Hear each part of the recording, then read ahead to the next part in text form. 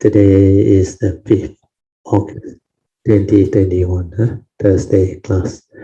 We will be sharing from this book, The Essence of Infinite Meaning, teachings from the adapted verse of the Sutra of Infinite Meaning, Wu Liang I Ching. We are at page 354, I think, Yeah, 54, third paragraph. Okay.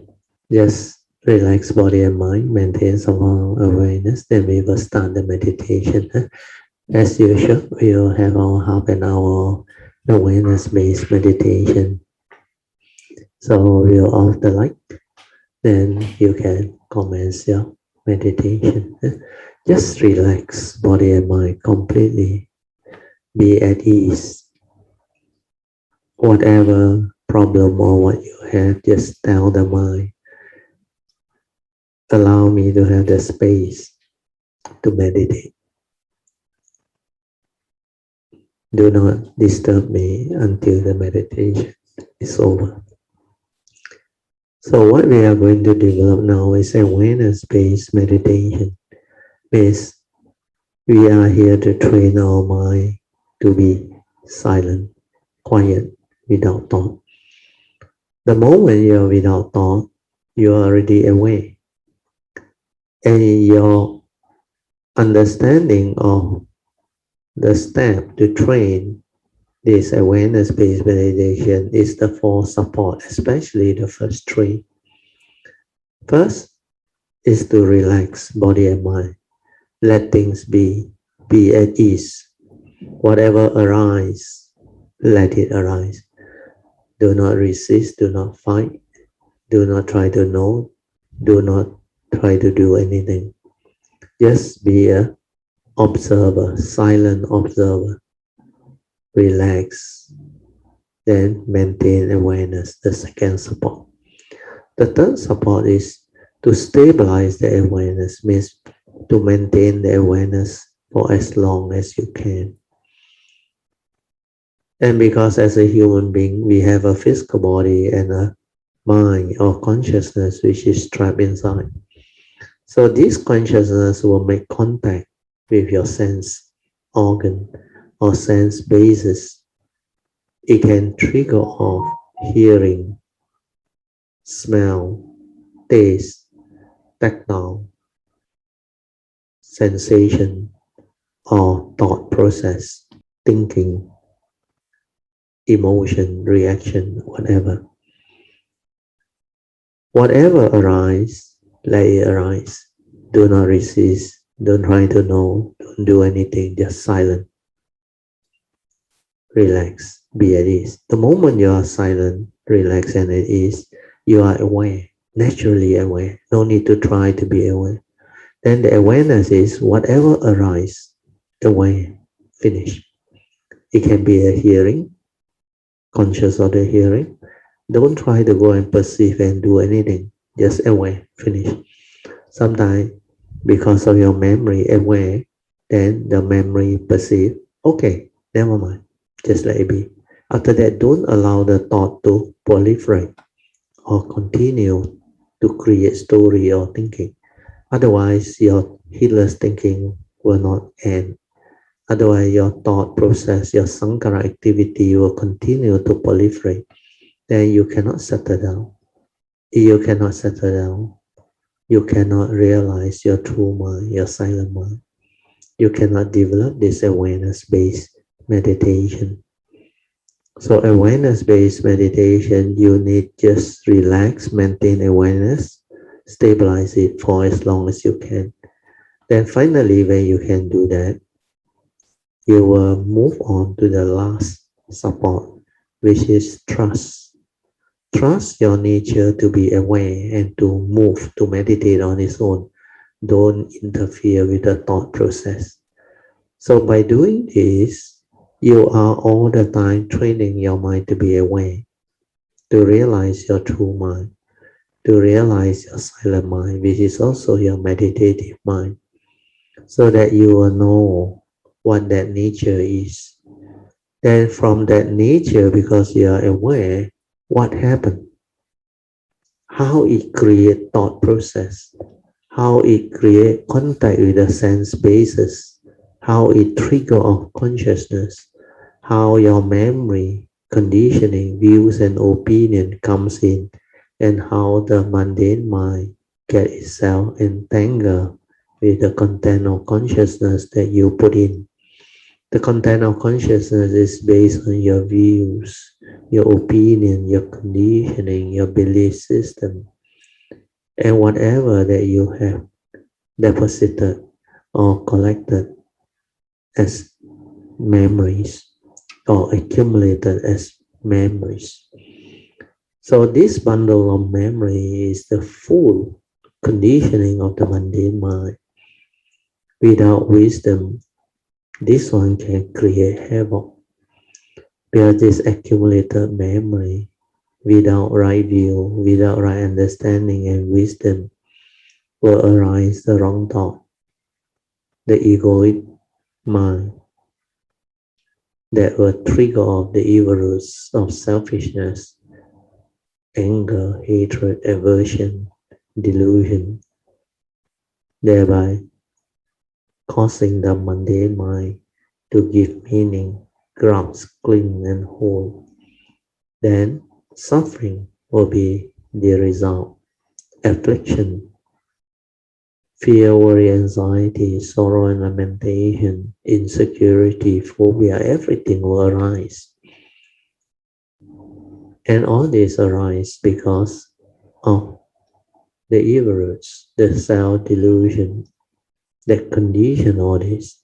So meditation is to develop the awareness to see all this, to understand all this, to understand who are you, what are you, and how you function as a human being, how your mundane mind arises following the law of dependent origination, and how when you let things be, it cease, and how you return to the original true mind before the stirring, before the arising of thought process.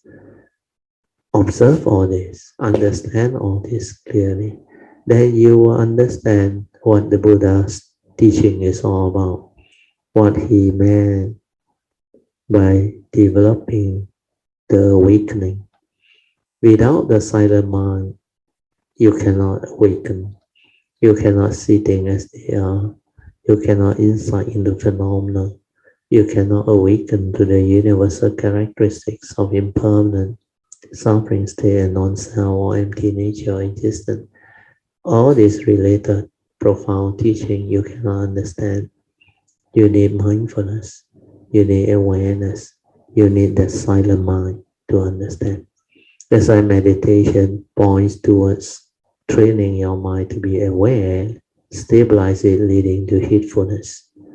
When you are heedful, you are destined for enlightenment, as per Dhammapada verse 21, 22, and 23, as taught by Lord Buddha.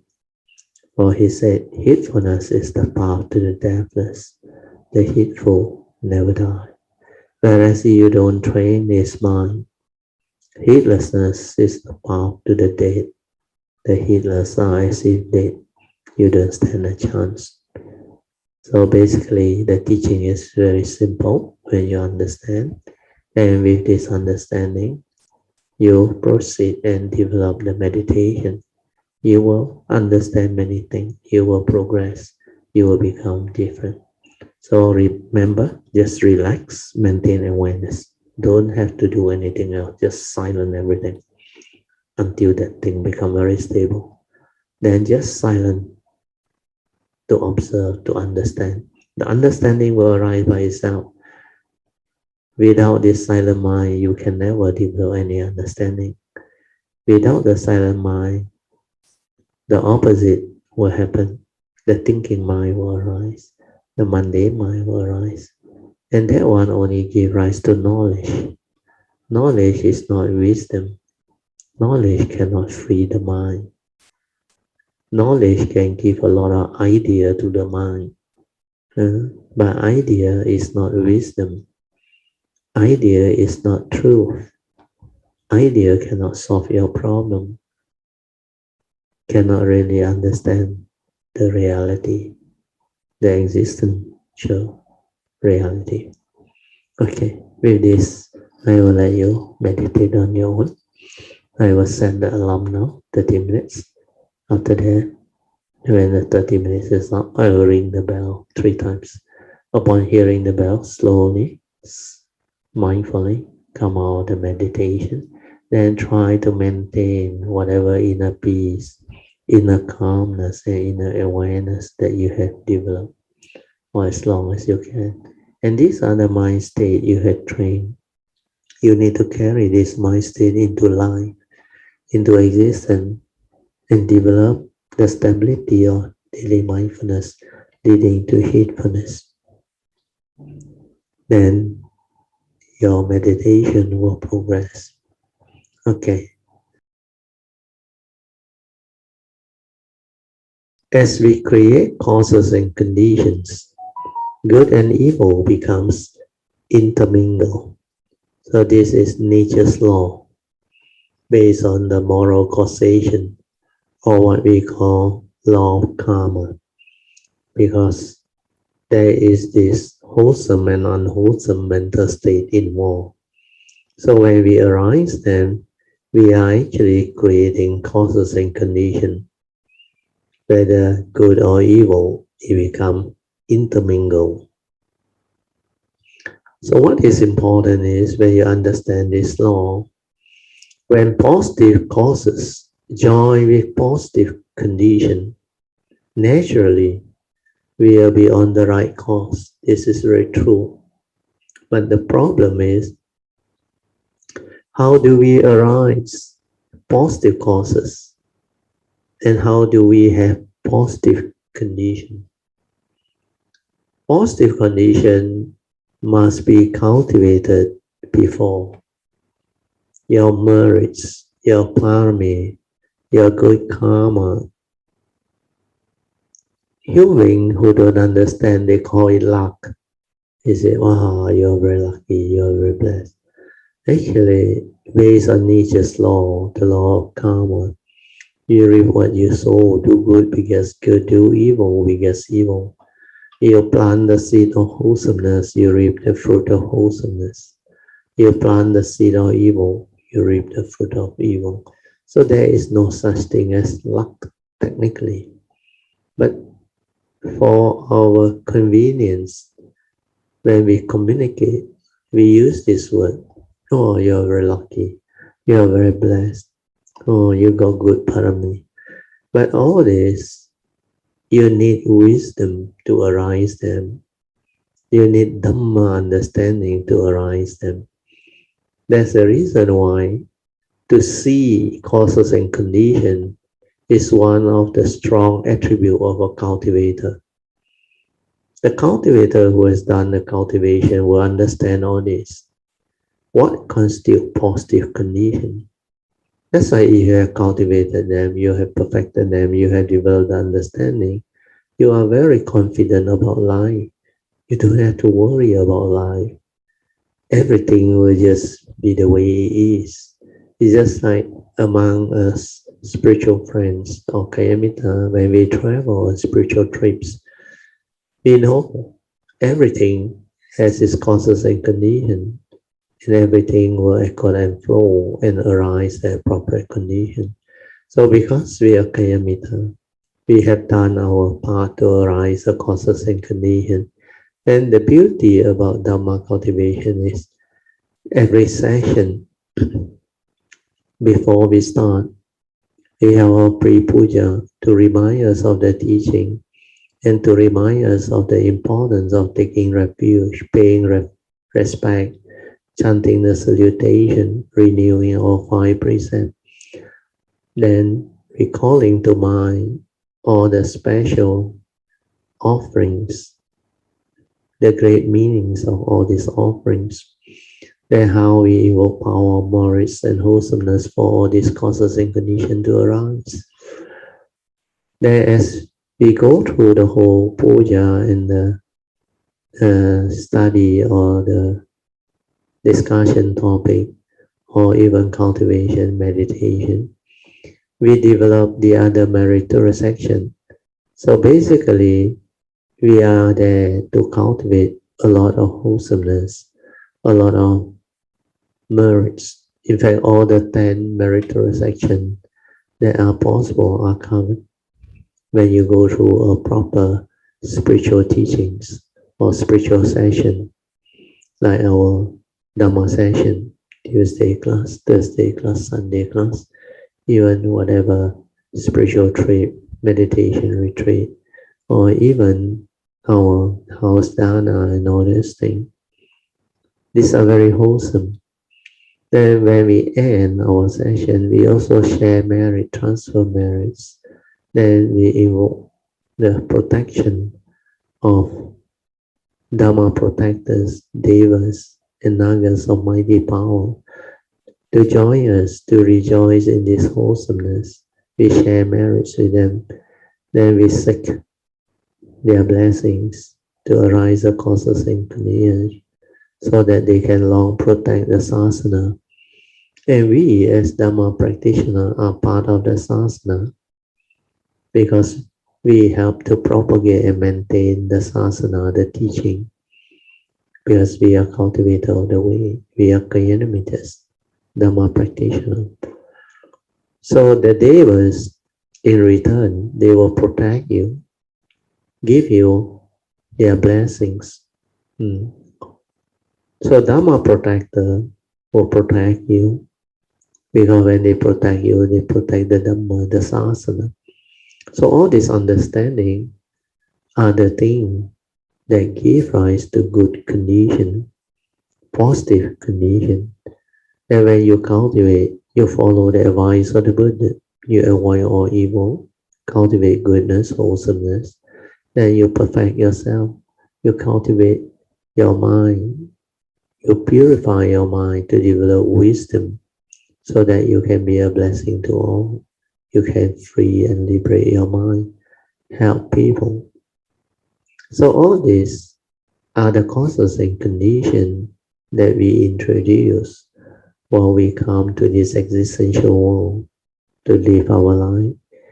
We develop the Dhamma cultivation, the Dhamma understanding. Then we plant the causes and conditions. For all this to become possible, we make aspiration, we make adittan, we develop all the what they call vows, and we make the determination. So all these are causes and conditions for us to develop the good condition for things to arise. So like what the commentaries stated in the Essence of Infinite Meaning book, when positive causes, when you introduce them, join with positive condition that you already have, naturally you will be on the right course. Your life will be taken care of. Everything will go your way. So these are very important understanding. But if you do not cultivate, do not have the parami, do not train yourself, you choose to be heedless, then the opposite will happen. Then what happens is, if you plant the negative causes, then it joins with your negative karma or condition that you have heedlessly developed in the past. They will lead to disastrous consequence. They will lead your mind away from the right course. Then you will have problems living life. It will lead to downfall, karmic negativity, suffering, affliction. Although our nature is inherently good or wholesome, if we have formed bad affinity with people, or if we have been heedless in the past and planted bad seeds, the bad seeds will reproduce and prolong these bad karmic connections. Whether we create positive or negative causes and conditions, they will be reproduced in life after life. So law of karma is very powerful. You must abide by it, otherwise you will suffer. It will cause you a lot of affliction. So living in this world, we are exposed to both good and evil. If we are around virtuous people, we will follow what is good. If we are around heedless and foolish people, we will follow what is evil. That's the reason why the Buddha advises all as cultivator after our Dhamma session. We invoke power of merits to arise across the same condition for us to avoid the foolish and the heedless. Meet out with the wise and the enlightened one, so that enlightenment can be realized in the here and the now. So that is basically the reason for his advice. If you don't make this aspiration, you will not be able to do it in real life.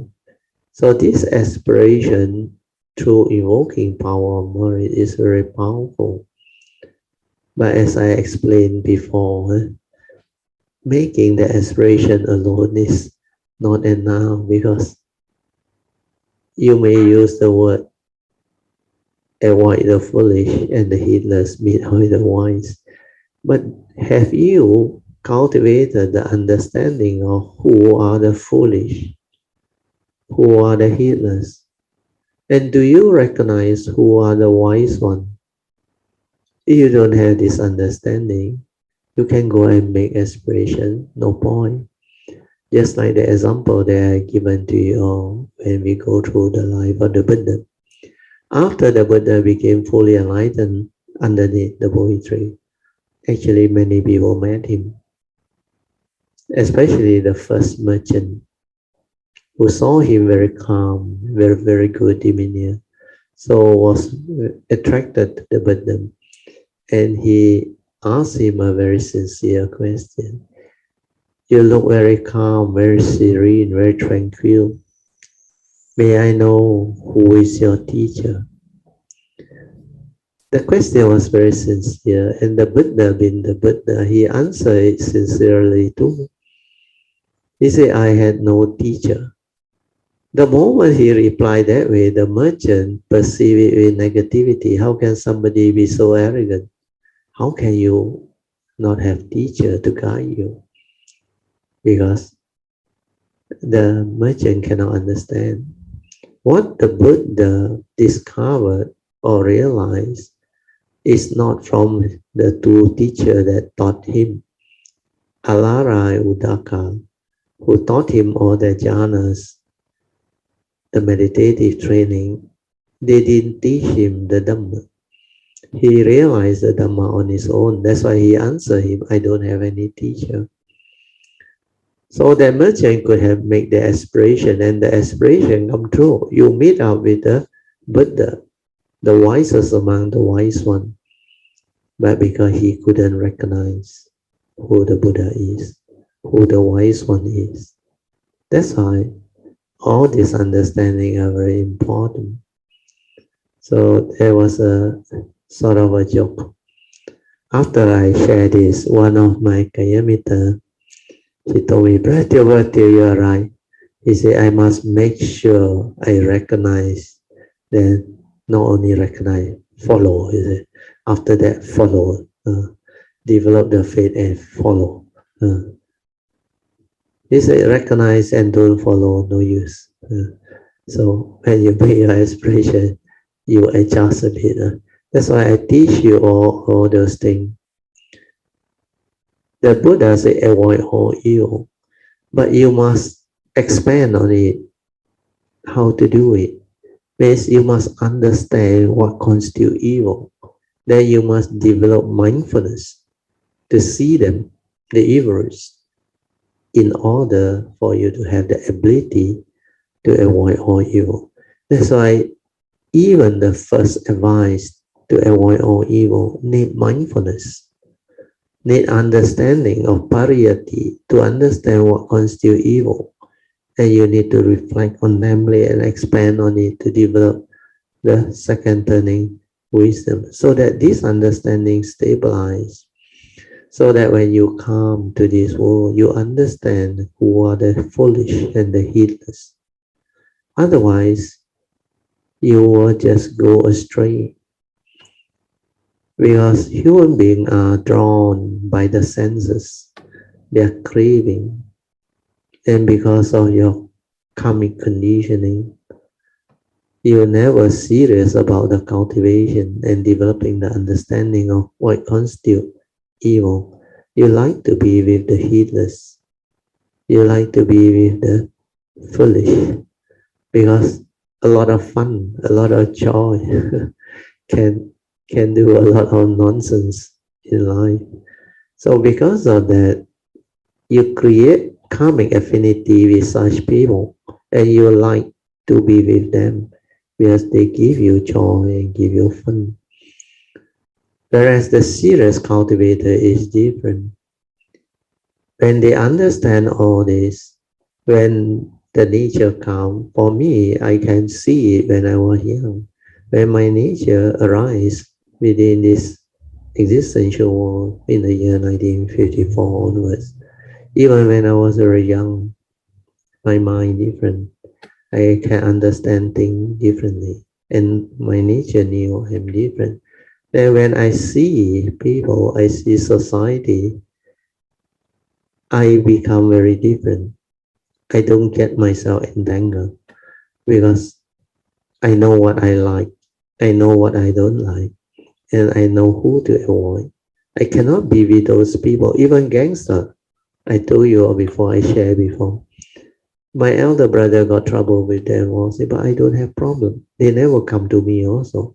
And I don't like to be with such people. I like to be alone. I like to walk alone. I like to contemplate. Of course, I have friends, and I like to play those games that I like to play.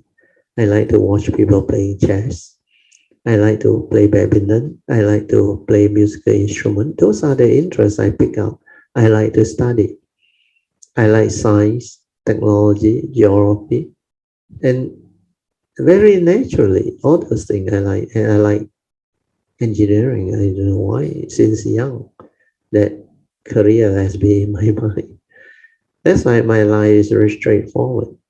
And all these are possible, and it can arise because when I develop the understanding of the Dhamma, when I make connection with my nature, then all this I realize I inherited them. Then I came to understand, no wonder it can be this way. That's why the understanding that I able to draw on from my karmic nature, my spiritual nature, allow me to see all this and understand all this. Then the causes and conditions that arise in life, how I meet with those people that I supposed to meet with and have affinity with, it just happened. Then when I was young, I supposed to witness things and see things and experience certain things. It happened.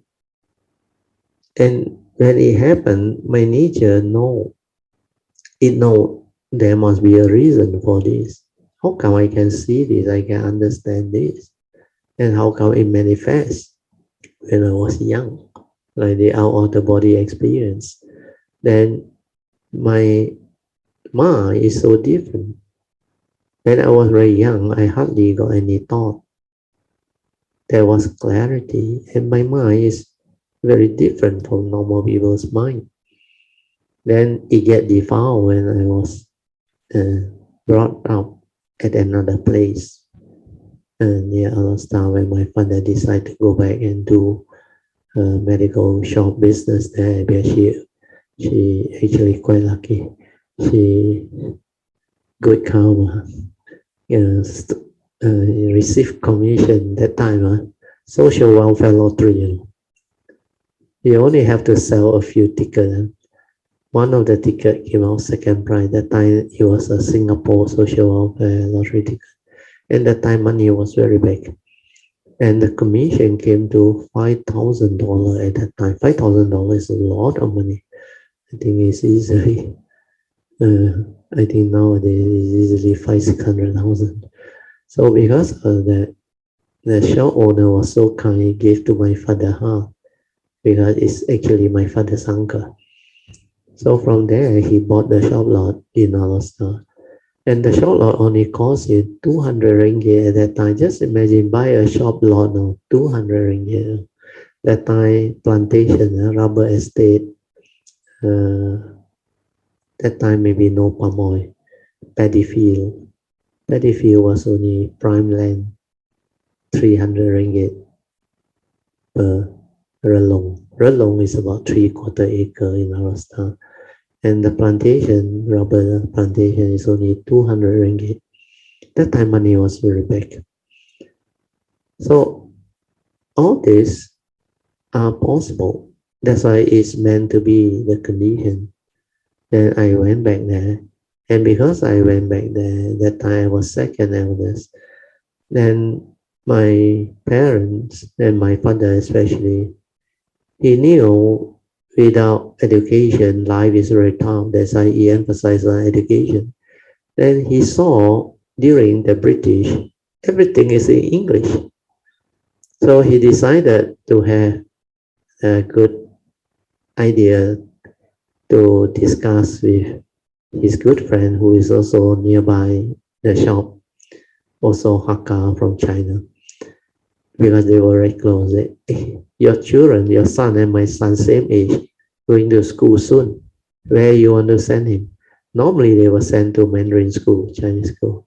Then he suggests to that friend, he said, why not we send to English school so that we can have somebody who can read letter from the government department and all those things, so that we can understand what the government want us to do and all those things. So that was the reason why they sent me, the only child in my family of 9, to English school.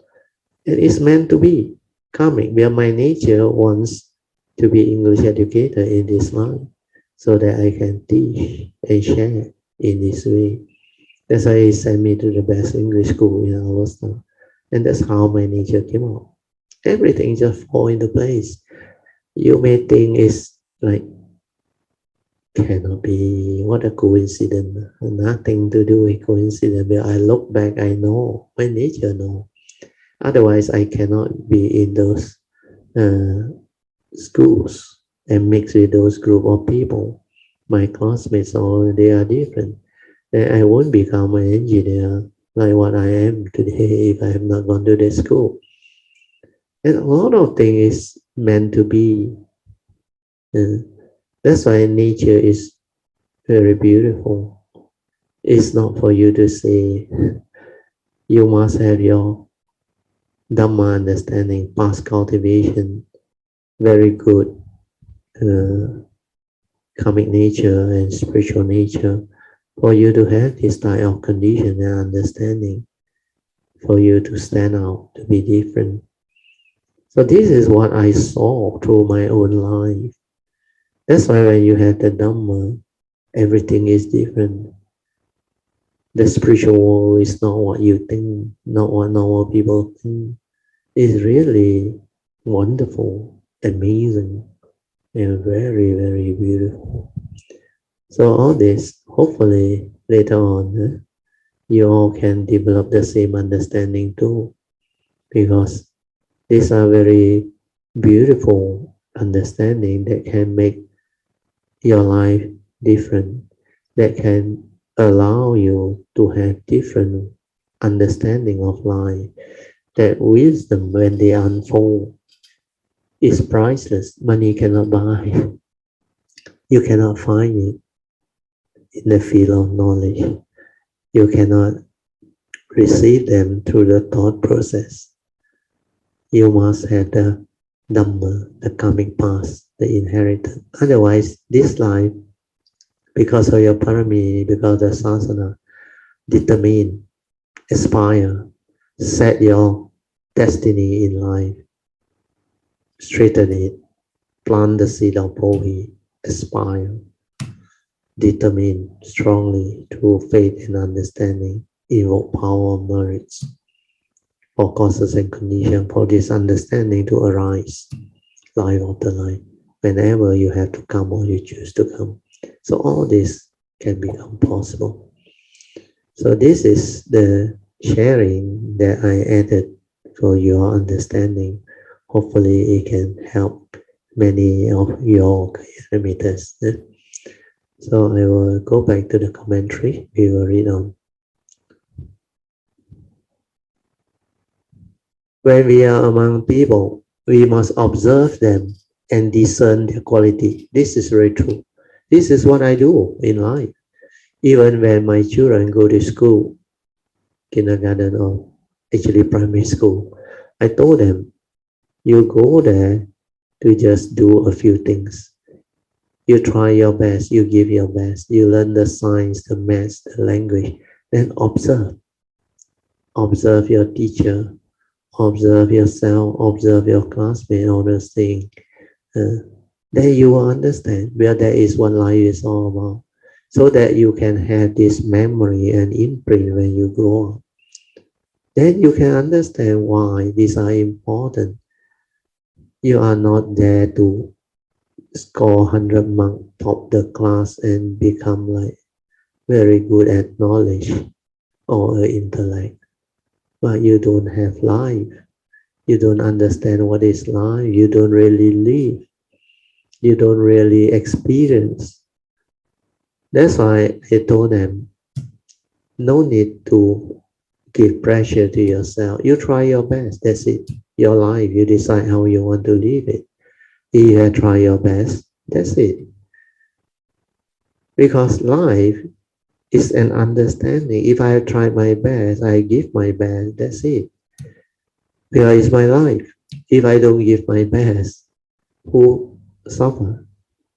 That for my mind will suffer. Because if you become heedless, indolent, lazy, and all those things, these are the negative quality of a non-cultivator. The quality of a cultivator is different. They will not force their children to do things that is inappropriate. That's why my parents also never forced me. I know sometimes they have certain preference that I become a doctor. That one I can see, I can say, but they never force me. Why? Because I never force my children to study the course that they don't like. I gave them the freedom of choice, the understanding, and whatever that I need to help them to develop understanding and expose them. I do my best, and what I can give, I give my best. So these are the things that you evolve out through cultivation. Then when you do this, in future when you come, you will have parents who will know how to give you all this. That's why I don't have problem with my childhood life. I have good parents, even though they are not rich, not wealthy. They are just normal people. My dad used to tell me he came over from China, 8 years old, with nothing. And he just followed the ship and came over then because the father was already here, my grandfather. He was with the uncle's medical shop. Then they received him. That's how he came and he survived. 8 years old, he didn't even have any education when he was in China. Then my grandfather knew, not right. When you come over without education, a lot of things you cannot do. So my grandpa was very good. My father told me at the age of 11, actually he's good calm.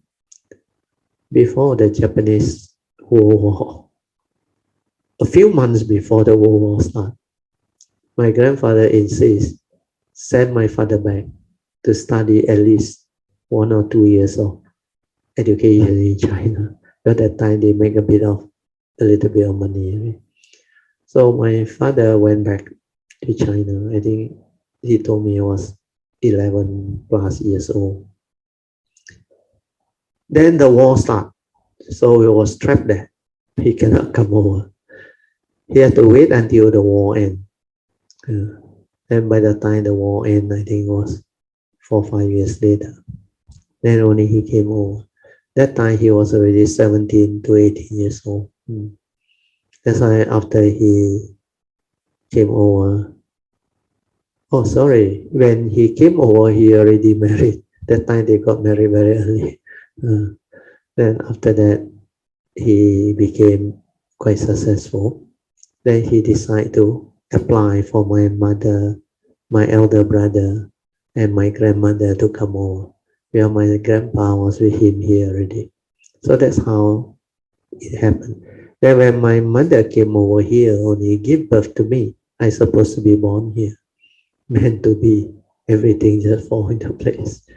That's why these are karmic condition, causes and condition that you can look back, reflect, contemplate, and you will know why existence is like that, life is like that. Everyone is different. Then when you look at life, when you have the wisdom and the understanding after you connect, you meditate, and you inherit, you can see the whole picture very clearly. That's why after that I can understand why individual human beings are like that, why the world is like that, and how Kayamita came to my class, and how I met people uh, whom I supposed to meet. So all this become very clear. That's why to be a true cultivator, you must have wide understanding or wisdom of causes and conditions. You will be able to sense them, feel them, observe them, and understand them. So this advice is very good. Bear in mind. When we are among people, means in society, in life, we must observe them, means mindful, aware, and discern their qualities so that you know who are the heedless, who are the foolish, so that you can avoid them. If a person's speech and action truly befit people, we should look upon them as role model to emulate. Those who only seek to benefit themselves without consideration of others or of future consequence should be example for us of how not to behave. So selfish people you can see, deluded people you can also see, heedless people you can also see. We also witness violent people, unreasonable people. So this is life. This is society. This is existence.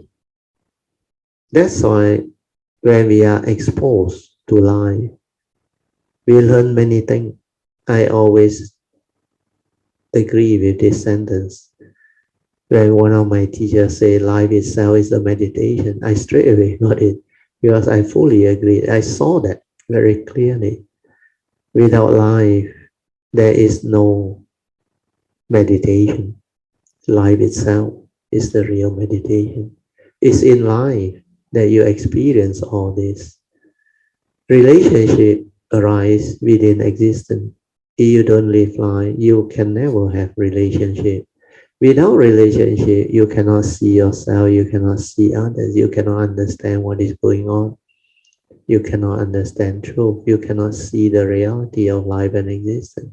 So relationship is very important, not only between fellow living beings, relationship between environment and yourself, man and the environment.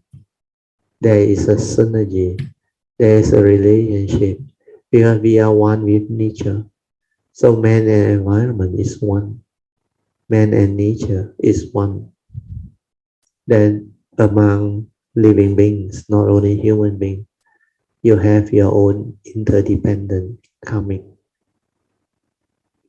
affinity and connectivity.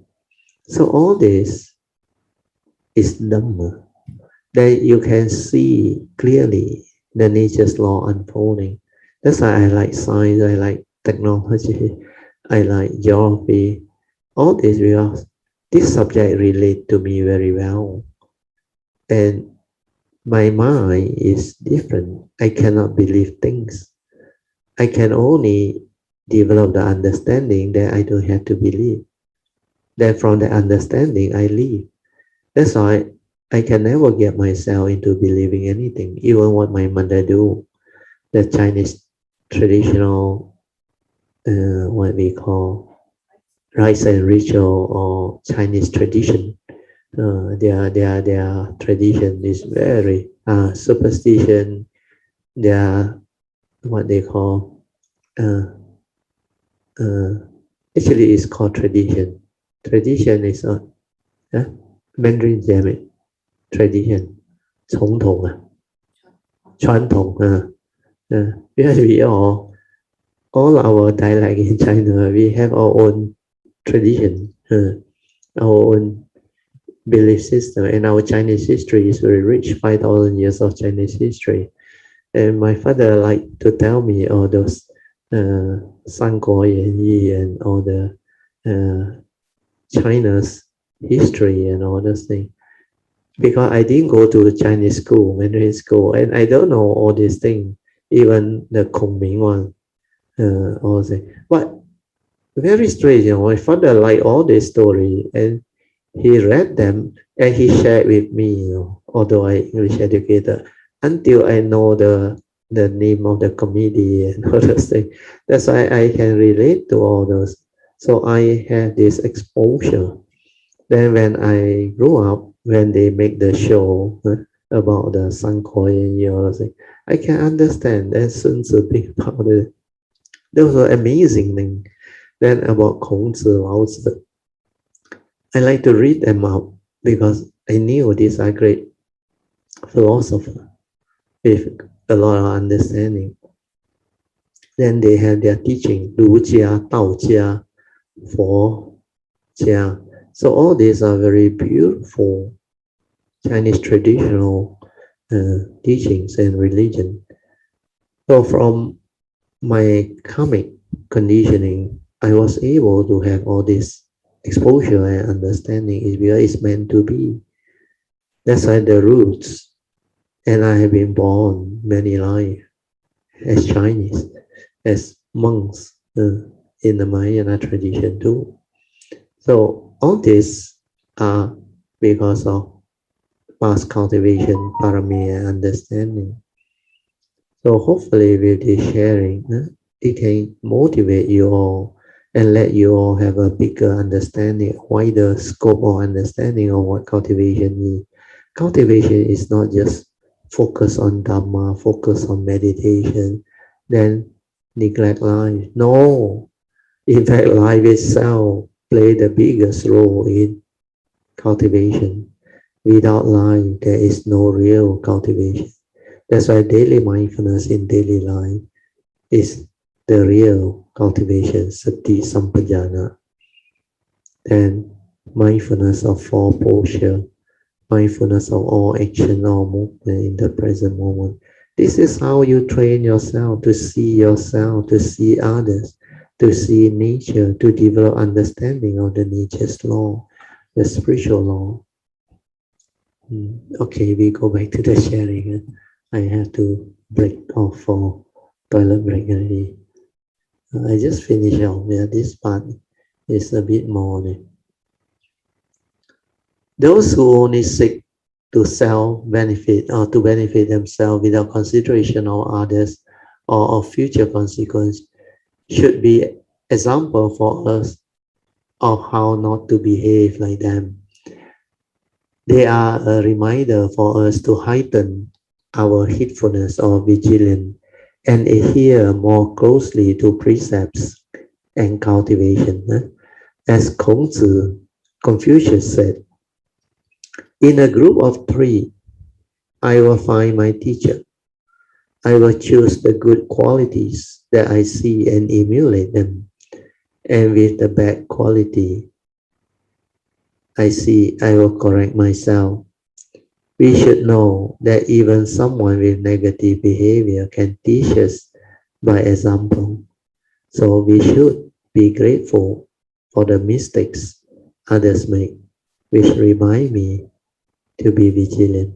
So this is the author's way of learning all this and Confucius' way of developing the understanding. But and look at it differently. Because like Master Shen Hua, my refuge teacher, he actually has a very good way. He said, when we interact with people, he said, these deluded healers and unreasonable people who are not easy to be with, they are our greatest teacher. If you don't have condition to interact with them and confront them, you can never know whether you have developed the understanding or not, the cultivation or not. So sometimes, if it's meant to be, if condition arise, it's a good test because they are like your good knowing advisor. They are the one that actually can test you, but nobody else can test you. That's why sometimes our own children, of course, this one refer to those who are still under training and in the course of cultivation because they don't have the understanding to invoke power, merit, aspiration for good family unit and all those things. Then when they come, they will have children that are very naughty, uh, very demanding, and very unreasonable. Some are coming dead. So most people get entangled, but sometimes as cultivator, you still haven't perfected that aspect. When you meet out with this type of karmic condition that you have, it's good actually. Like Shenho always say, whatever that happened in life, initially when you look at it, it's like very negative already. Oh, like it's going to bring about a lot of karmic negativity, a lot of problem already. He said, don't worry, don't panic, he said. He said, whatever you confront, the outlook of it may not be good. Uh, but if you perceive it with wholesomeness, you don't perceive it with negativity, then you follow Noble Eightfold Path. It will turn out to be a blessing in disguise. So all this, I fully agree. Uh, he speak in Mandarin, which is very good. He said something like that. I cannot remember the whole word. He said, whatever happened is like 一个不好的起头. But he said, if you don't perceive it in negativity, I forgot the Mandarin word already. If you can perceive it with wholesomeness, then you follow Noble Eightfold Path. It will turn out to be a blessing in disguise. Then you will not only benefit from it, you will learn from it, and it will help you to develop your cultivation and your parami. So that is a better way. Then when you observe life, you can see a lot of these things happening. Of course, the Buddha also teaches there are things that you need to avoid, avoidance, the defilement. Otherwise, that's why you have to avoid the foolish and the heedless and all those things. But if causes and condition is such, you have to go through during cultivation. For people who has not perfected the understanding, you can also make use of it to turn things around. So this is what I want to share. The misery, you know what is mindful, stingy, and greedy, develop a heart of giving. So this is the advice from the adaptables. Whereas if you are having this arrogant type of character, the arrogance must develop a heart of upholding precepts. These are the skillful ways of changing over. If you have this character that is very negative, means you are very stingy, you are a miser, you are very greedy, selfish. So in order to help you transform, you must develop the understanding why you need to have a heart or giving, generosity. So all this you must listen to Dhamma to have the correct people advising you. And when you listen with understanding, you are willing to give up the old way and change the world for the better. Yeah, by doing so, it improves your life. It helps you to change your life for the better. Similarly, you have very proud or arrogant type of behavior or character, then you should develop a heart of upholding precepts. When you uphold precepts, you cannot be arrogant because you cannot become angry. You cannot say all those harsh words and all those things. So upholding precept is very good. You undertake the training rule not to kill, not to harm, not to tell lie, not to deceive, cheat, misappropriate. So all these are people who are arrogant. Especially nowadays, you can see them existing in the society.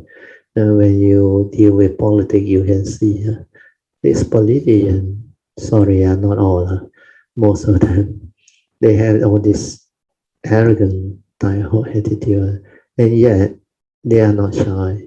They somewhat speak as if they are above the law. So a lot of these things do happen in life. Okay, so we open up for meditation reporting, and at the same time Q&A. You got any question? Berarti 我想 share 一个上个礼拜我 go through 的一个 experience 可以啊。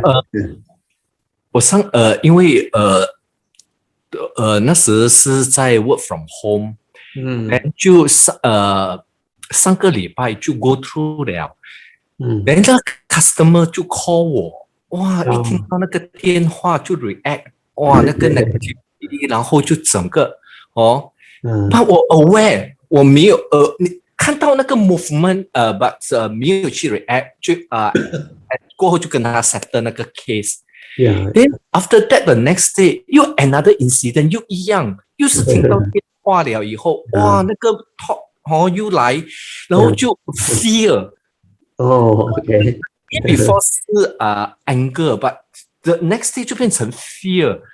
我也没有去理他，我还是去 settle， 去帮他们做完东西。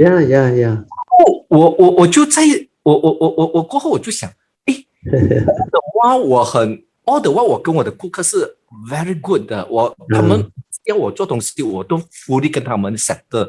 但我很奇怪，为什么 continuous 这两个 case 我会有这样的 reactions？ 然后我就然后我就去我就一直那个时候我就觉得很奇怪，那个 thought 就是讲，为什么会这样的 emotions？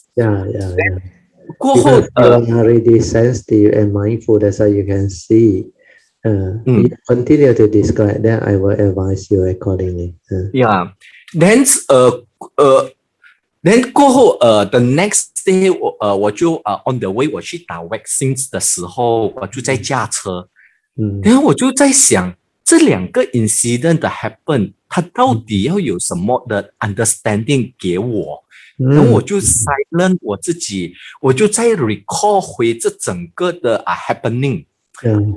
我就突然间我看到我就看到我一听到了那个电话，那个 senses 一听到了那个电话了以后，那个 emotion 那个 emotion 那个什么那个 negativity 的 thought 就 arise， 那 arise 了以后，它 follow by 那个sensation。Yeah, that movement, that 对那个 we call reaction of mind. 我就突然间我在驾车的时候我就整个我讲 usually 我讲以前通常我们如果是mindfulness 不够的话，是 immediately 你就becoming 了，你就 fall into it。But during 这两个 cases， 我 aware， 但是我没有 react， 我还是跟他们 settle。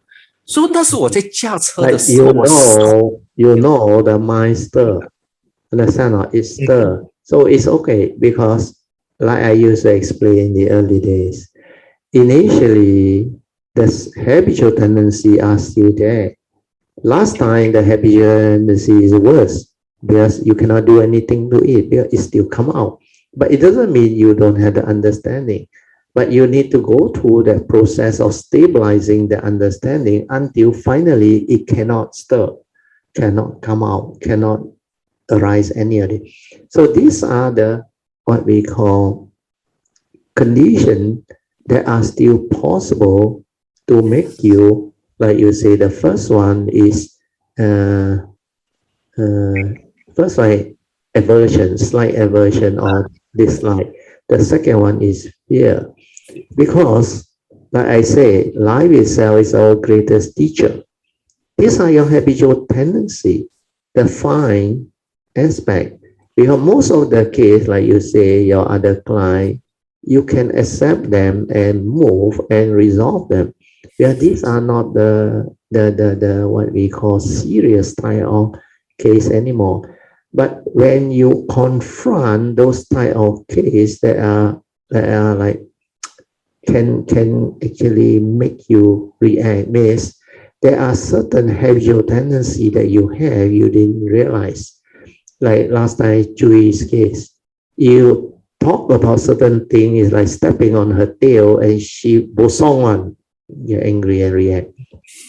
So your this client must have created that thing that you used to like. When people do this to you, you don't like, maybe you might have advised them and yet they come and complain and do all this. But all this, you can slowly develop the understanding and root it out and let it like subside. How do you do it? That is more important. Even the fear is like when certain client come and tell you like you have made certain mistake. So it's a normal tendency for most people, even very experienced worker or what, because really make mistake. Sometimes you overlook certain things. But the understanding of it is very important. If they make mistake or what, for me, after I develop the stability or understanding, for me it's very simple. I thank that person. I say, oh yeah, sorry about that. Really, my mistake. I admit, willing to admit, because mistake is a mistake. So what? But it's work, as I said. No? Sometimes we overlook things, but most of the time we no longer do all those things. But sometimes it's our style. Sometimes it's because of certain condition. Then, for your case, this tool is actually a blessing in disguise to come back and test you and let you develop a deeper understanding. Don't try to reason again using the thought and Dhamma knowledge, like say, feeling, condition, craving, and want to cut. Forget about that. Because yoniso manasikara is like that. When you have, means you have. When it's stable already, means it cannot affect you anymore. So that's why I always advise you, the stability of it is very important. Not until it's very stable, very clear, then you can act. You act because there is no more egoic mind, because there is understanding. The former mind make mistakes. So it's nothing, no big deal. Understand? Why is there a need to conceal this style of thing or to hide this style of thing or not to face it? The truth is the truth. Condition like that, things will be like that. So we accept the reality. Then when we accept, we apply an over a full power, it get resolved. The most important thing is resolve it amicably to an understanding, not to blame, not to avoid and try to sideline things and all those things. These are all the very fine defilement working behind the mundane mind that is still trying to conceal all these things. So cultivation is not what normal people think. Normal people will use the thought to analyze, like your case, how come after so long, normally it doesn't arise anymore. You can deal with it. You just resolve it. So, but this time, it happened. Luckily, you share it. Then I can advise you. That's why the stability of it take a while because all this habitual tendency, even the author of this book, 正言法师, he know habitual tendency is not easy to root out. It sometimes take very long cultivation of deep understanding. And the deep understanding must reach the level of no mark. When you reach the level of no mark, then only you can resolve all this. Because when you have reached the level of no mark, there is no more a mark of a self cultivating, no more of others. It's just a phenomenal world of consciousness following nature's law. 一切有为法，如梦幻泡影. So all this understanding was surfaced. There is no more the egoic mind trying to be right, trying to protect itself, trying to avoid all this. If you have the egoic mind, it will stir. It will stir. Even the subtle habitual tendency is the first thing is to stir first. But then you have the Dhamma. That's why you understand. You still go ahead and help that person and resolve it. So that is the way to do things. But you have to reflect and contemplate. How come this time it still has that movement? Then you will understand this is a form of mind. What is a form of mind? It is a phenomenon. It has its senses. It has its consciousness, like a very loud lightning. The moment it strikes, if it's something unknown, unaware, initially, normally, there is fear at the heart, straight away. But when I contemplate and reflect, then I understand, then whatever happened, my awareness is that, of course, no sound, my awareness is there. Then that fear, I realize, doesn't arise at all. Then I was asking myself, oh, this is beautiful. Dhamma can be like that. There's an awareness free. The moment you are aware, there is no thought. It just stated. So understanding is very important. So later on, not only this loud thunder, whatever you perceive through the senses, you will understand. 一切有为法. Because it's conditioned Dhamma. Conditioned Dhamma will condition things to arise. And when they arise, that is the reality. That is suchness, the way things are. So accept.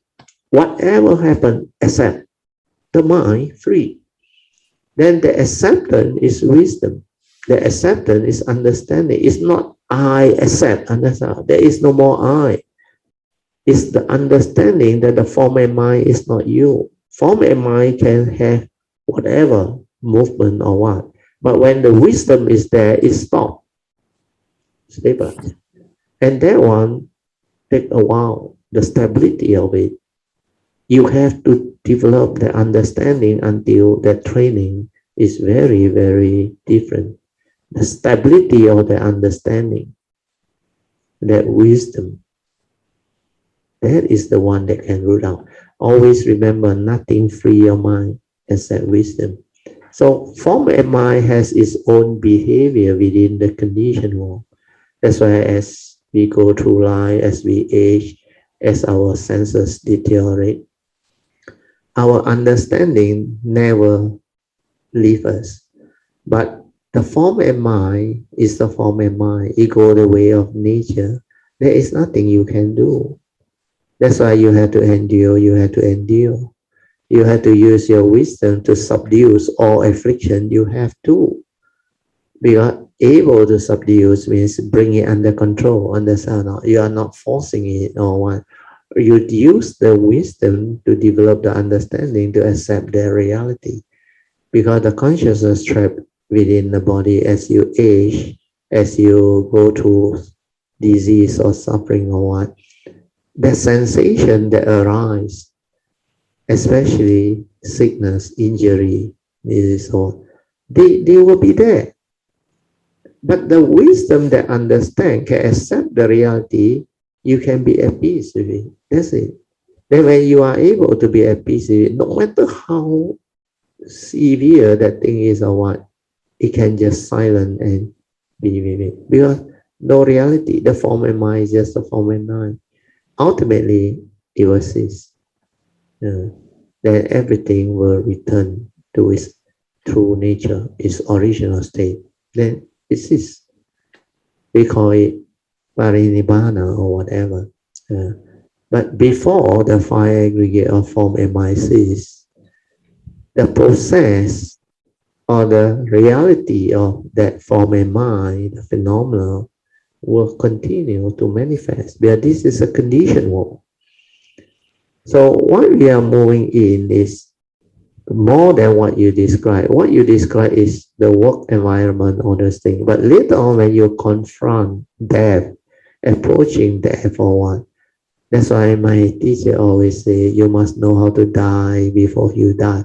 And that is a very powerful understanding and statement. And my nature was lucky because I died before. I told you when I was young, my consciousness came out. Then it get disconnected from my nature. Then I want to go in, I cannot go in until I created that movement. I just give it a push, then it went in.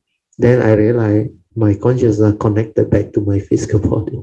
Then I gain control of my form and mind. That's why I know this form and mind, when it's separate from the physical human being called death, dead or death. It's just separation of consciousness from the form. Then my consciousness came out. I can still recall. Then I saw everything. I saw my body down there. Then I heard my brother coming in saying all those things. Then I call him, I talk to him, he cannot hear me. Well, my mind was out. My consciousness was out. Then only I realized I need to go into the body to regain control to become a human being. Then when my consciousness went in, I was so surprised I can't go in. I can't go. Then because I was still so young, that time I was only I think 8 or 9 years old. So I don't know what it is, but I know how to give it a push, pop, then I went in. Oh, it's like very natural to me. Then I went in. Then I realized I was not dreaming. That thing that happened was a reality. Then I straight away came up and ran after my brother who came in and walked out. I asked him, did you just now came to the room and say all those things and did all those things, then you come? Then he looked at me. Yeah, how do you know? You were sleeping like a log there. I said, dude, don't worry about how I know. I just want to confirm that you were there. He said, yeah, I was there. Then I said, yeah, I just want to confirm that I was not hallucinating or dreaming. It was a reality that happened. That's how I come to know what mind is, what consciousness is, and know what death is. Nothing dies. That consciousness cannot die. That one is energy. But that one is also impermanent, not real. It has its energy. It will dissipate. That's why we call it, when a person dies, that consciousness, the random of consciousness, they will actually leave the body, come out. That one actually is energy. It exists. Then you know how to make use of it, you can. Then that one also can, because those who die without wisdom and understanding connected to it, they will have the delusion, the heedless, what they call conditioning, the memory, all those things, the wrong view, and they continue to exist like spirit form and all those things. That's why all these are the various rhyme of existence that can arise. Then you understand all this when you develop the meditation correctly and do it correctly. So this part is an added. So hopefully you can understand now. So this time maybe it will be more clear to you. Don't try to like use the Dhamma to understand how come when I was aware, then you say normally the feeling arise first. That one is theory. You try to like use the theory to explain. Forget about it. Once you can feel the fear or the aversion or the dislike, means the mind has stirred. The mind has stirred. That's it.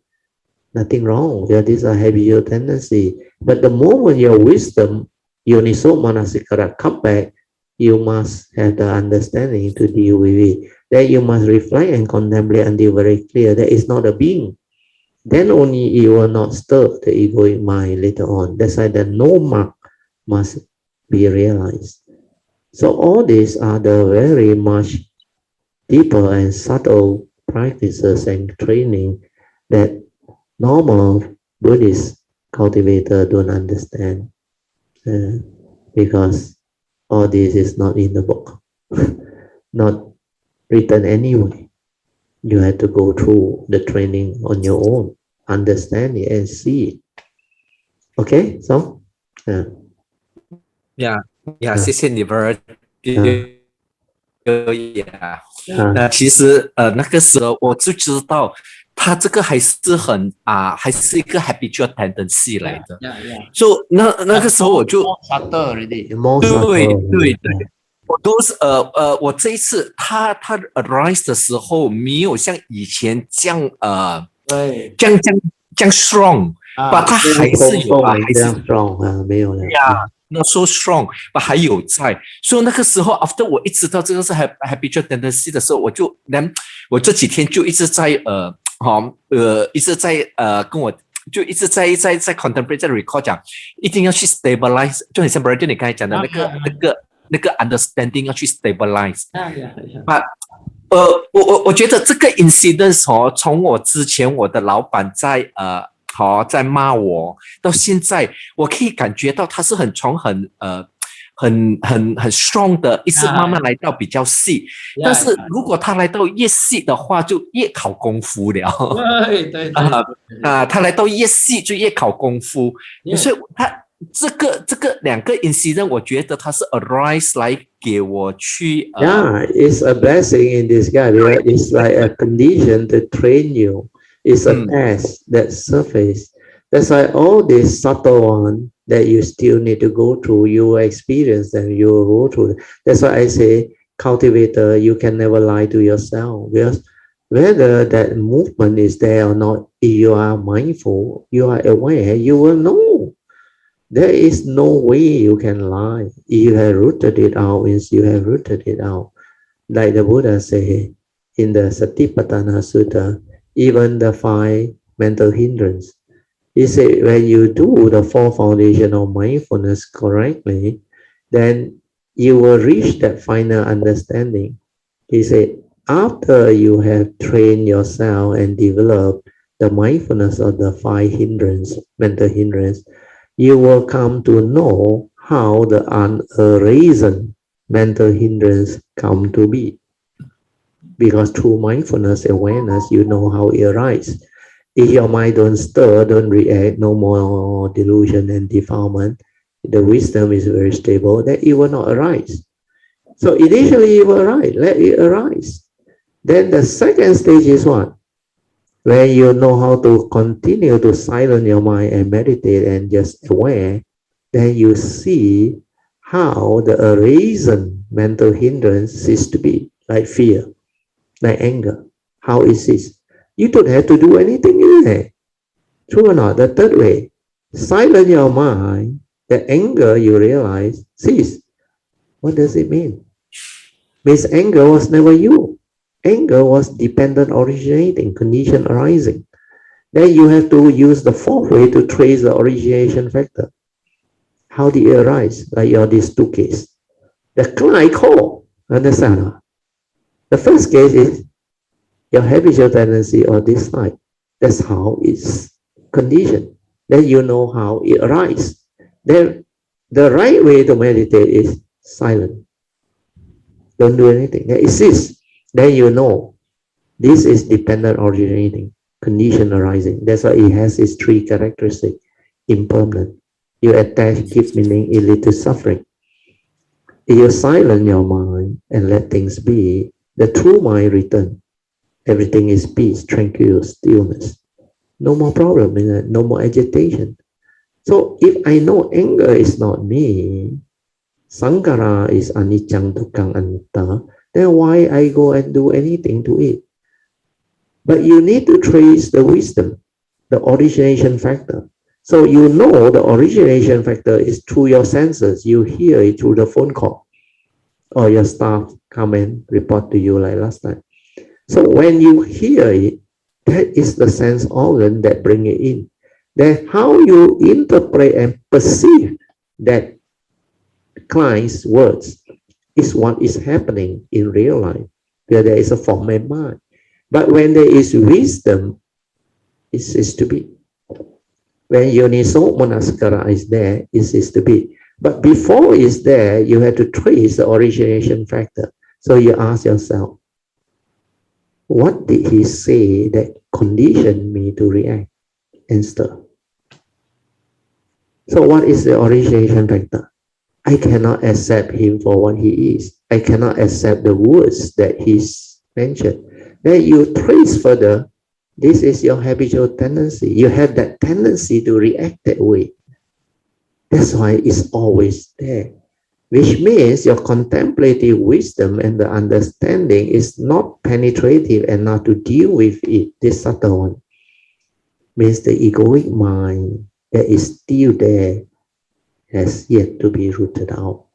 So you tell yourself, this stability or understanding has to be evolved through multiple understanding. Means like all the Diamond Sutra say, 一切有为法. Everything within the conditioned world is conditioned Dhamma, no reality. He know you, he know me. Then only the egoic mind can slowly be rooted out. 如梦幻泡影, you must contemplate it. Dreamlike, an illusion. Then like a bubble and a shadow, they just come and go. That's why I say, don't try to know, don't try to do anything. Whatever arises, that is the reality. Condition like that, things will be there. Learn to accept. Acceptance. Acceptance is freedom. Then rejoice. Then be sincere. If it's your mistake, admit. Then he's your client. You have to attend to him. You need to say sorry or apologize. Say, if you have forgotten to maybe do certain thing that past the deadline, never mind.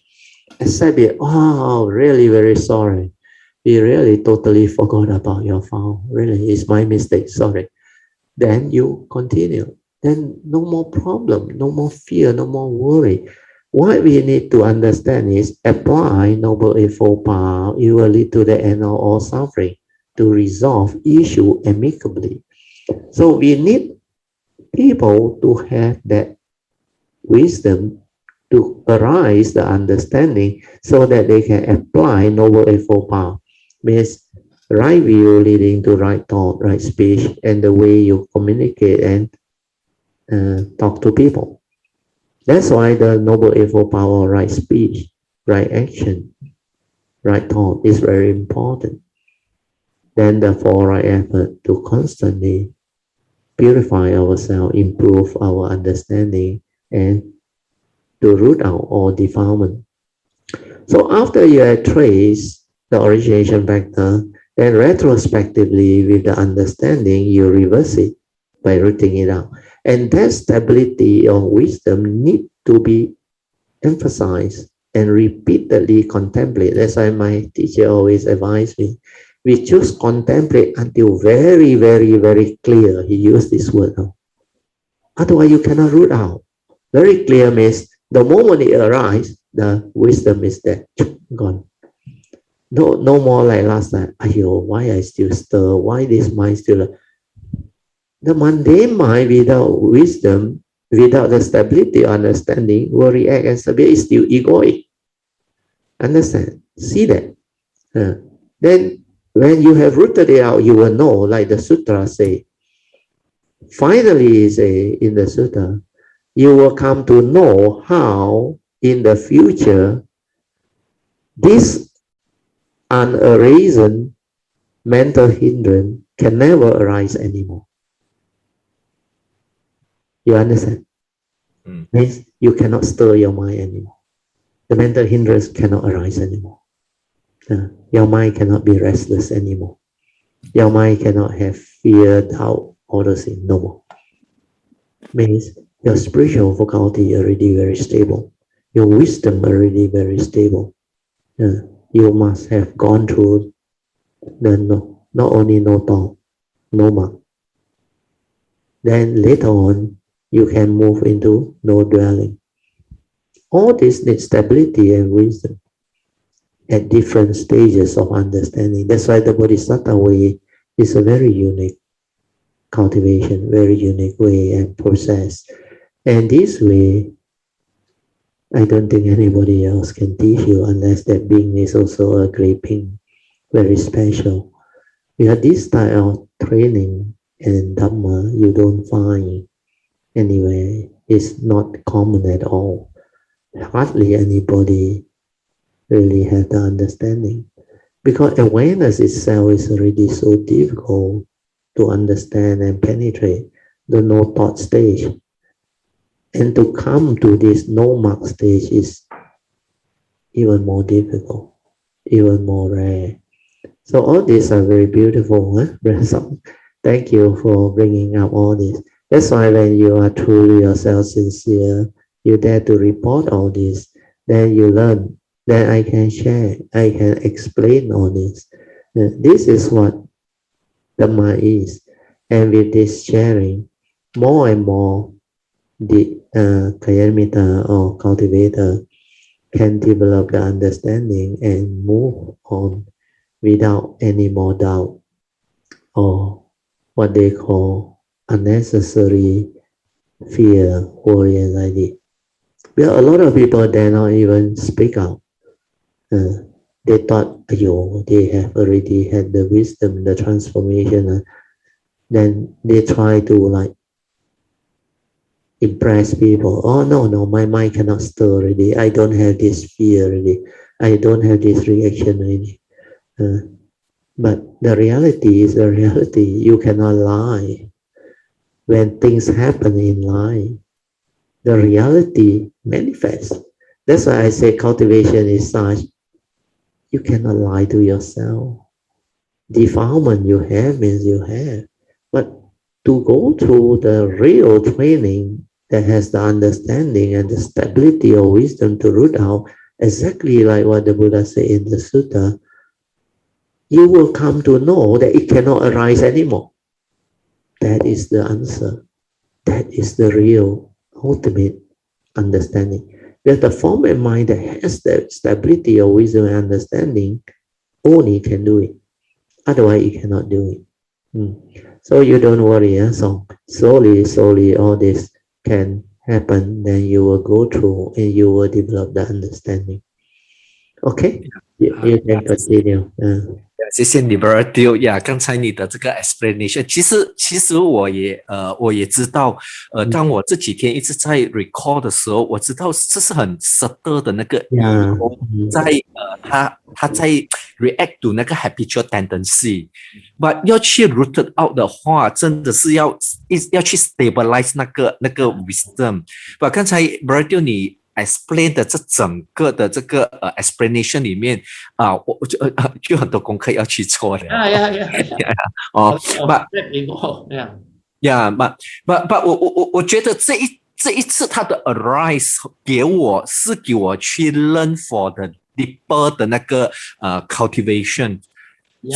所以其实我那时我从听到了电话，我 perceive 到我的那个 negativity arise， 我没有 react， 我还是去做工。但是就在这整个的这个 process 的时候 Bertil 刚才你的 explanation 让我能够，如果我跟着去stabilize 那个 Uniso Manasikara 的时候，我知道是可以 rooted out 的 but它需要时间去 cultivate 呀，but 谢谢你 bro 就不容易，真的是不容易。这个 habitual tendency 真的是搞了很久。对，每一次 bro 就我每一次跟你 report 的时候，你的 sharing 都能够让我有 deeper 的 understanding，知道怎么样的去 deal。因为这个东西我们一定要进去 cultivate， 然后错了以后从里面去 rectify， 然后再去慢慢的一步一步的，所以我们会慢慢的越来越上手啊。对，所以我也是发现到我这一次他的来没有像以前这样 strong 呀，你感觉得到的对，以前他整个就 overtaking 你了，但这一次来，我还可以 aware 他来，只是because 只是那个 that speed of awareness that understand come back very fast. So that is the indication that your wisdom is still there. That's why I say that wisdom will surface. Sometimes if it's very stable, it will immediately arise. Means they call it spontaneously from you.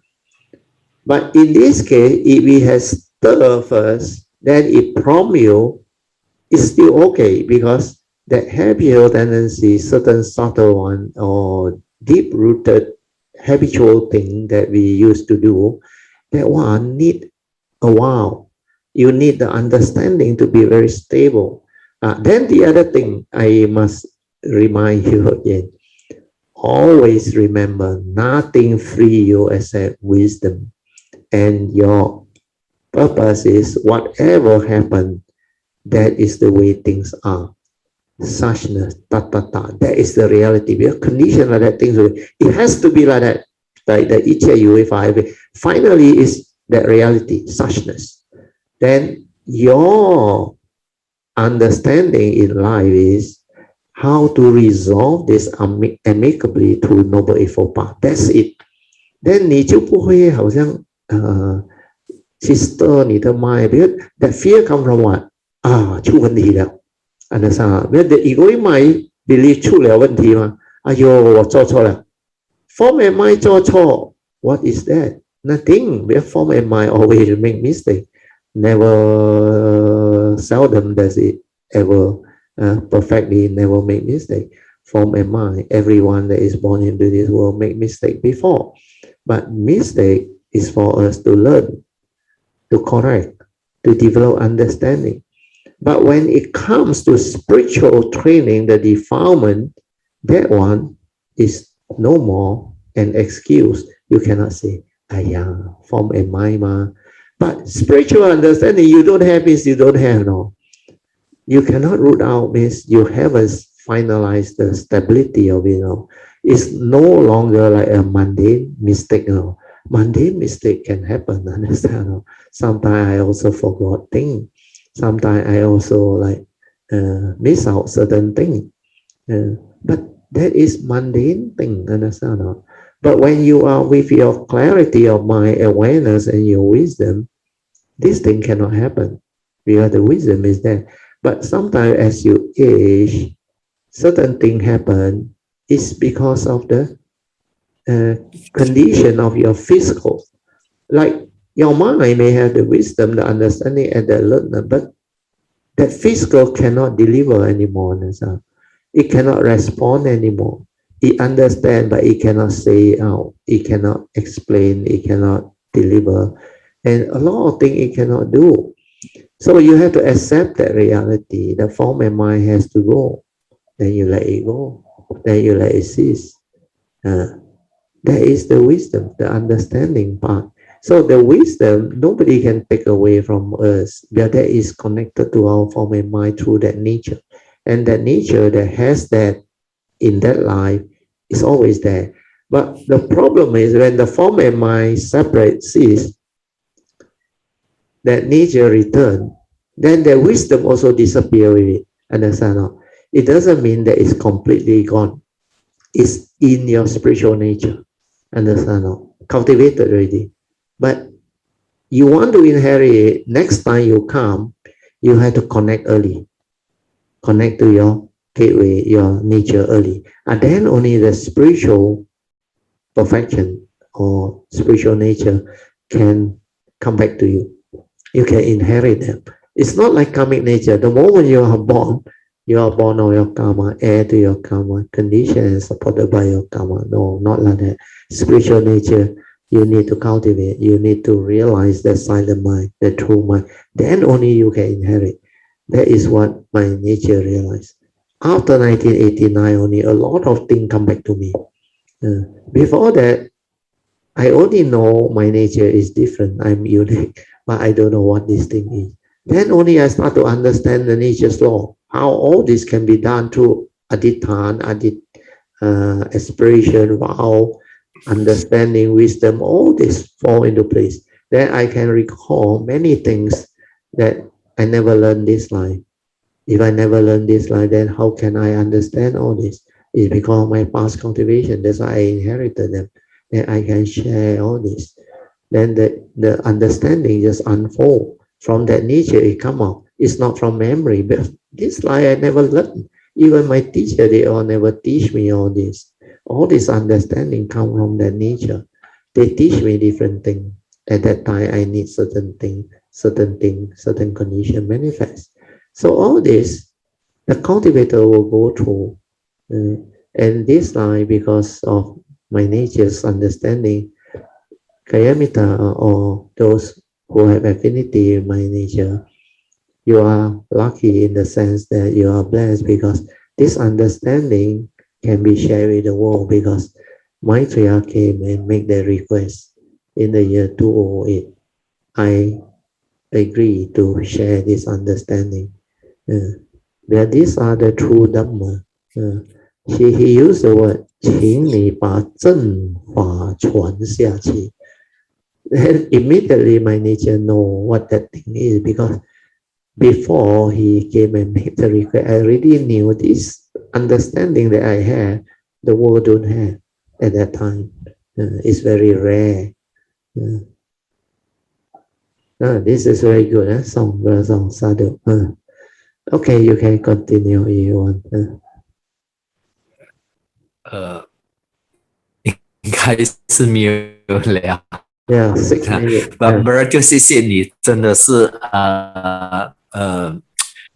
explanation 给了我很多的这个clear 去 stabilize 那个 understand 那个，真的是很多时候听多一次这个，听多一次 then write down, then go and cultivate it, develop it, stabilize it. Because this style of advice or teaching, you cannot find other place. Very unlikely.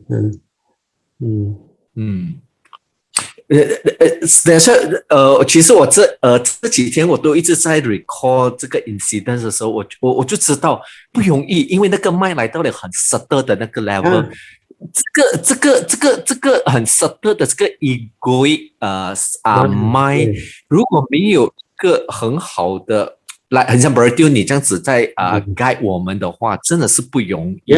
如果靠我们自己这样子去 break through 的话，我们要 go through。Because you all will revert back to the thought, like what you did just now. You try to trace upon contact feeling arise. Then 你还讲 at the feeling after that you don't like not affected, then you can still go and do your thing. But actually you knew it's still already. Means it has become the emotion, that aversion and that fear.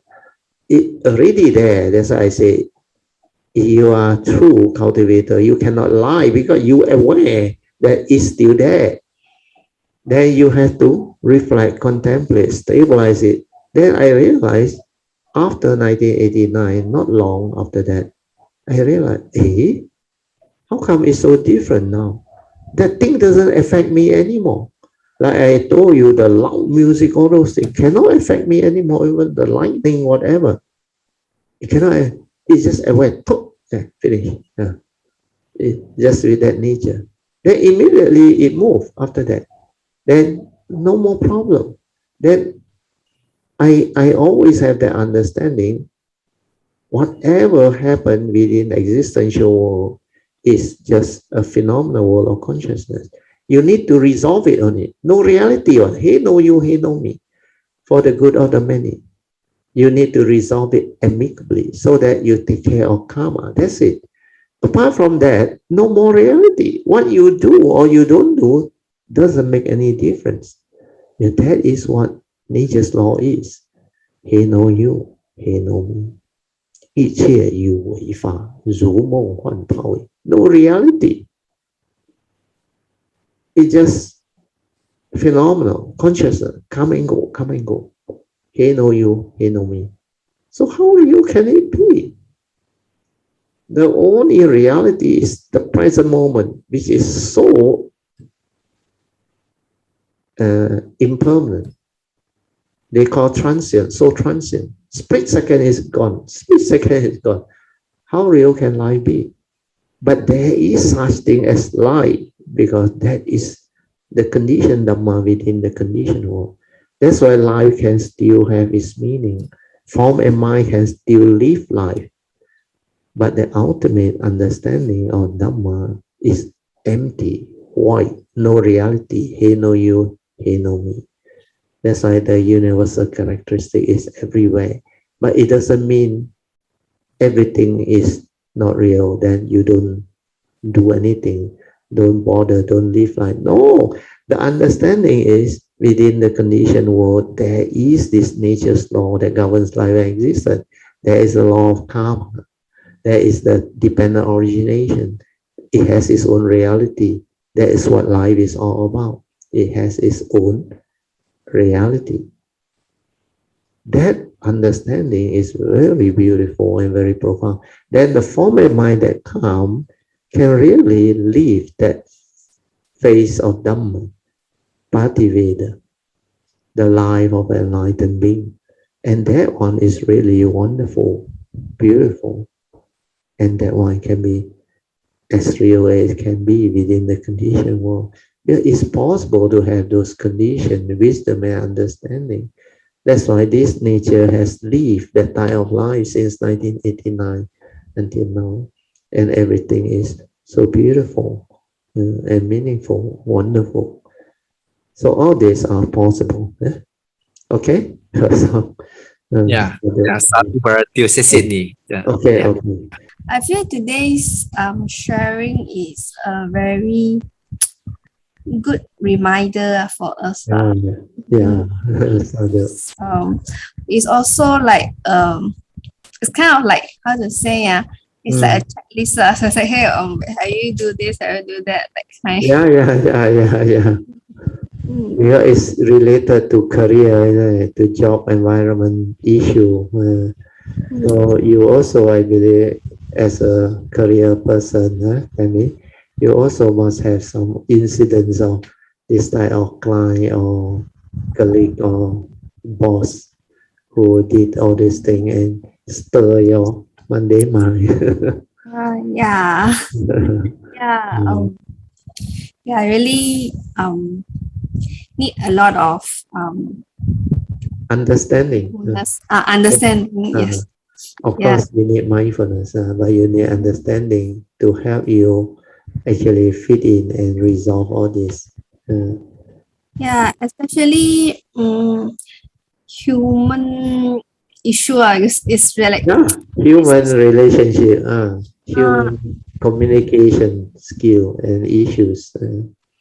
It's like you assume that, like you thought that everyone is big enough, you should do your part. I do my part. But no, it's not like that. No, even though like they are not fresh grad now, but they will do it differently. So so it's really a lot of it. I don't know if it becomes a bit like like covetousness, but but I try to how to communicate with them so that it can make things work. Help to resolve issue amicably and develop the communication skill to cooperate.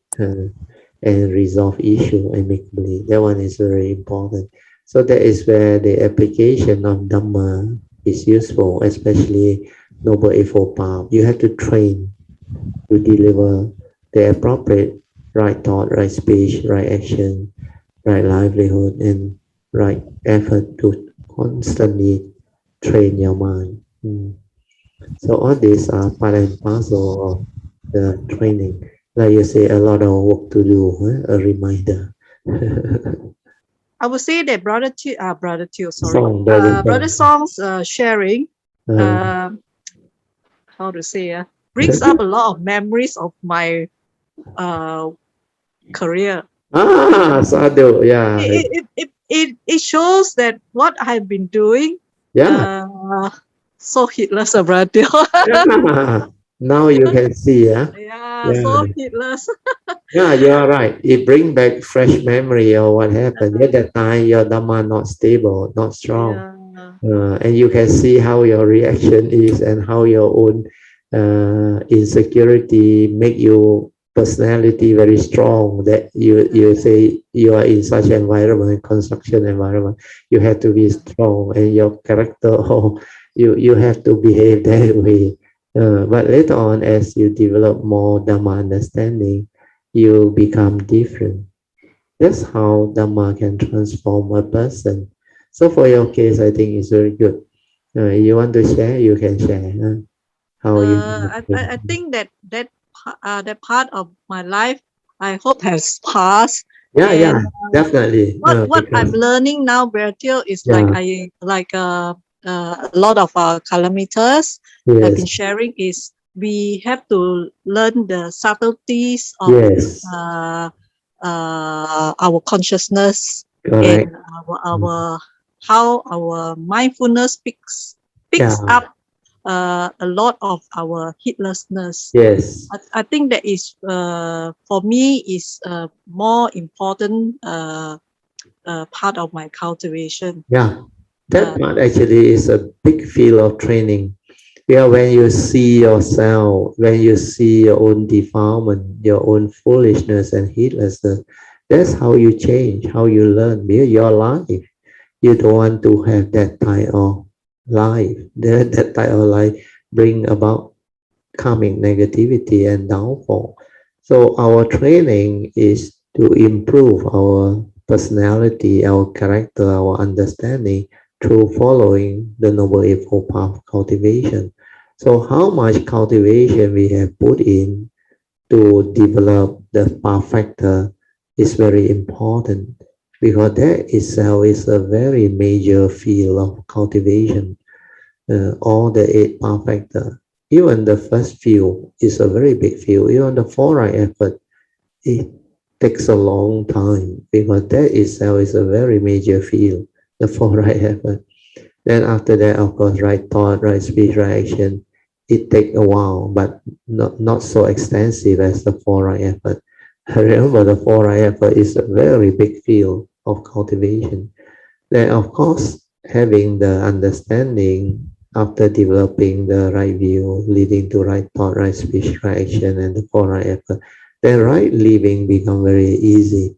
Right living is to have your right understanding, means do your duty towards the Dhamma way, means uh, like the Buddha's teaching to the enlightened disciple of right duty is the order of the enlightened disciple of the Buddha. So you know your duty. That's why you take care of your karma, take care of your form and mind. Then you take care of your other noble evil path factor. That is how we do our duty. That's how we avoid all evil, do good, and purify our mind. We need Dhamma. So all the other path factors are needed to arise the right livelihood. Means your livelihood must be in accordance with wisdom, following the Dhamma way, following Noble Eightfold Path. Uh, then of course, right mindfulness is a must. Here there is the silent mind, stability of it leading to samadhi. Without these two, you cannot see your defilement, you cannot develop all the other path factors. it is through the sati samadhi that allow you to see things as they are, develop the wisdom and straighten your view to have right view. Then from right view, everything else start. That's why you need mindfulness first, the stability. So Noble Eightfold Path cultivation itself is actually a very complete and very wide field. That's why cultivator must spend time to develop it. It's not just intellect knowledge. Oh, I know, right view, right thought. These are knowledge. But there's so much to learn, brother. yes, Every time I yes, hear your teachings, I go like, "Aduh, it's still so much to learn." yeah, because once you We have know it, so little comparatively. correct. Once you have it, it's just pariyati, the learning of the teaching. Then Yeah. putting it to practice, pati is the hard work. That is where they say in Mandarin, 下功夫. I lo kang hu. That part is the difficult. Ayo, the kanghu 还 really 没有 tak ada 下 ya, 功 but 夫 means you still haven't. a long way to Uh, go. no problem. It become very natural. When you have your daily religious routine, you already 下功夫, you already do. You have your bodhisattva vow and all things. This will take you. That's why all this daily religious routine, the daily mindfulness, everything, and the vow, they will take you along, and it become very natural. The first turning, second turning become very natural. You will continuously listen to Dhamma, contemplate, reflect, and you will develop the understanding. And all this, you think I learned one? I never learned because I went through the cultivation, I inherited it, and I saw. That's why I can understand, that I can share with you. Actually, I never discover all this. This thing were there. It's only when I went through the cultivation, I rediscover it. I realized this is all in the midst of life and nature. That's why this teaching come from the past understanding that my nature inherited, and this life, because of the sasana, it has the structure, everything. Then, of course, the other condition that my nature developed through the vow, then it come and fulfill its vow. Because of my vow, all those that have affinity with my nature, they will come. Then I will share, I will teach. So all this is part and parcel of nature's condition. So they will manifest, not difficult. So, brother, that's why when I do my bodhisattva vow, Uh, I make the aspiration that I will sadhu, meet sadhu. all the great Buddhas, the Yeah, great yeah, yeah. Bodhisattvas, all the Yeah. great beings, all my Yeah. teachers, Yeah, and I cultivate vow to affinity. be their disciples and Yes. their students, so Yes. that I can receive, uphold, understand the Dharma, and realize. Sadhu. Very good. Very good. Because otherwise, like you say, meet the Buddha, blah blah, Also cannot not recognize. recognize the Buddha, cannot realize, No, cannot sometimes the recognize the worst, wise the ones, worst then thing blah to blah, go happen and, is someone get angry with him. yeah. And abuse him. That is the worst. That's why like you just now must. you said the merchant didn't Didn't recognize the recognize him. Buddha. Yeah, he thought he is arrogant. He just walk away, smile and walk. Yeah lah, Didn't even make any offering. He just walk away. He thought this one cannot be the real one. So arrogant. He said he got no teacher. But you can understand. yeah. He speak the truth. The Buddha speak the truth, but he cannot understand.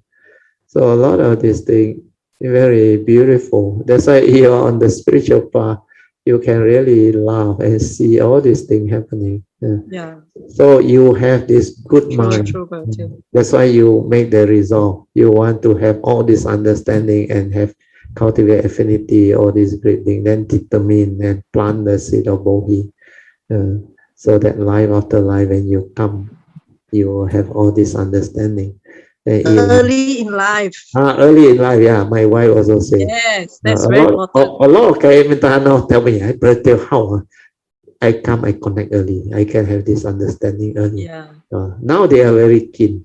That's why that day I explained to Susan. Susan also asked, Susan. That day one was very good. The sharing, Susan also. Yeah. Very good. Sadhu, huh? Easy. Yeah. Sadhu Bratio. I Yeah. think I will end it now. It's quite late. Okay. I think Thank just you, nice. everybody. Yeah. Good night. Sadhu. About Sadhu. Take care. 10:45. Yeah. Yeah, we end everything. So thank you for participating and sadhu to all. Let us rejoice one more time. Sadhu, Sadhu. sadhu, sadhu.